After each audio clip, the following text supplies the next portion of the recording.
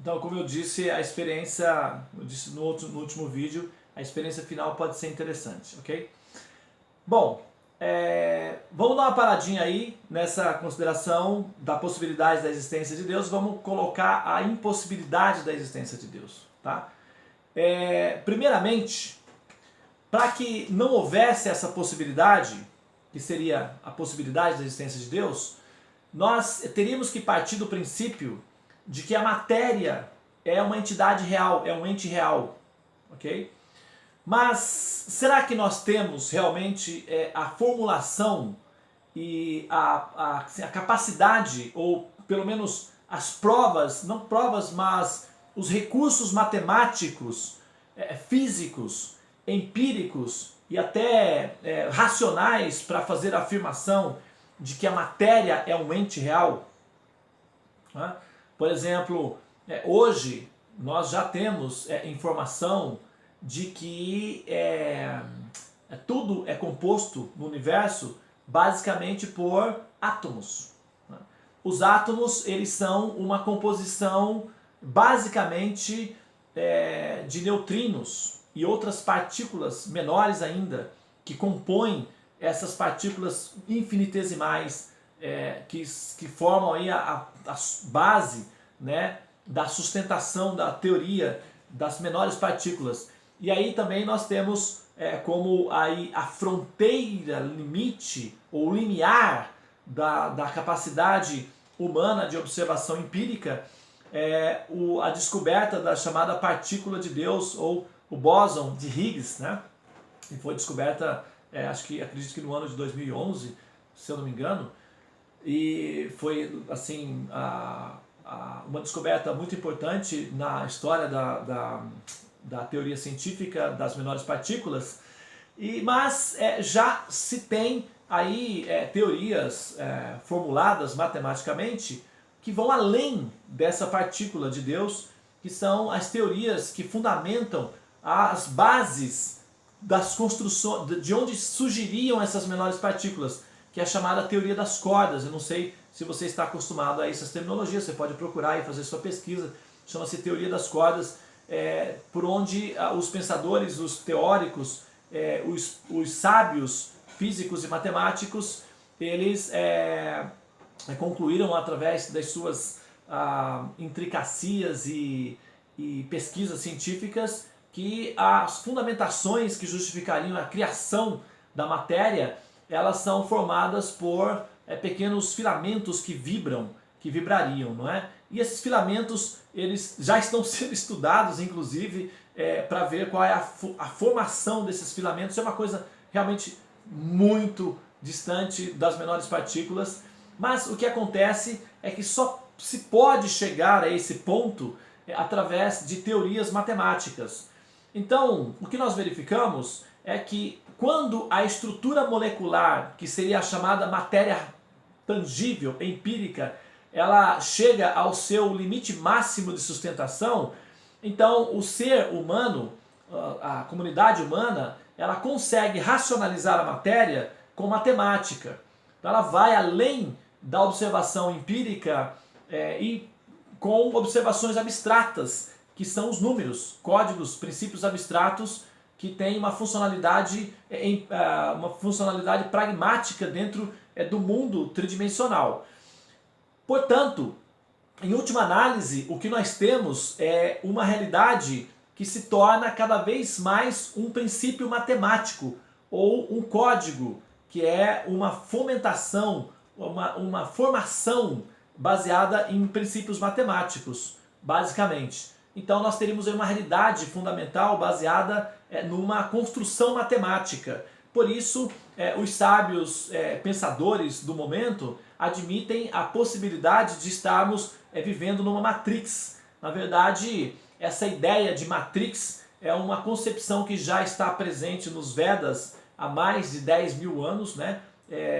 Transmitido pelo conceito de Maya, ou a ilusão. Inclusive essa palavra Matrix, ela tem uma origem nos textos védicos, vem da palavra Matrika, que significa a origem. Por isso também nós temos a palavra Matri, ou de madre, não é? Que é a origem da nossa existência, do nosso nascimento, ou matrimônio, né, a origem da família, etc. Essa palavra matri, ela vem, ou matrix, ela vem da base, não é? E é uma palavra que já era utilizada nos Vedas há mais de 10 mil anos para explicar que a realidade que nós chamamos objetiva e material, ela na verdade ela é uma sugestão de realidade ou uma realidade virtual propriamente dita, chamada Maya, ou a ilusão. E essa conclusão, assim, fundamentada matematicamente, está sendo admitida pelos pensadores atuais, pelos sábios atuais, como sendo uma proposta razoável para explicar a criação do mundo material, que seria uma espécie de programa de computador. Eles apresentam como um programa de computador, só que o conceito védico é um pouco mais sofisticado e ele apresenta de outra forma, de uma maneira mais elaborada. Mas a ideia rígida de ser um programa de computador é válida para início do processo de inteligir a formação da matéria, que é basicamente um programa, realmente uma realidade virtual, não tem assim propriamente uma fundamentação objetiva, num certo sentido. Como, por exemplo, se você pegar uma imagem num computador, qualquer imagem num computador, e supomos, vamos entrar numa nave espacial e vamos entrar aí numa imagem de computador, na medida em que nós vamos aprofundando a nossa observação ou a nossa imersão nessa imagem do computador, tanto mais nós vamos verificando que aquela imagem vai se transformando em pequenos blocos e no final o que nós temos, os blocos, que seriam teoricamente blocos, na verdade eles são uma combinação da vibração de dois números básicos que seriam o código binário, a combinação de 1 e 0 em pacotes de 8, combinação, se eu não me engano é isso. E aí essa combinação desses pequenos pacotes de códigos binários, elas seriam capazes de formar todo o princípio matemático que expressaria na tela do computador imagens tridimensionais, ok?